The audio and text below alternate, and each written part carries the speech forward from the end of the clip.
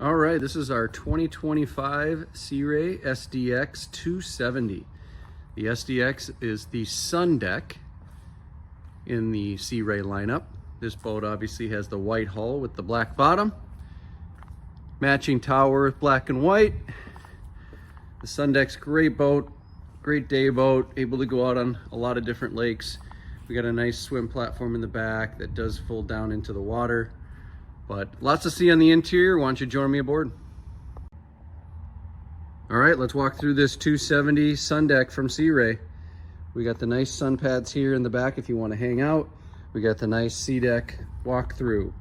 Teak table for the cockpit. Got storage underneath there. Got cup holders everywhere. Great boat for entertaining. We got the co-pilot side. We got the Fusion stereo head unit right there. Dual captains with bolster. DTS throttle. Got the Simrad system. We got the controls. We do have a head unit in there. And then as we go to the bow, the sun deck, nice wide open bow. Fusion stereo system upgraded with subwoofer. Another place for a table.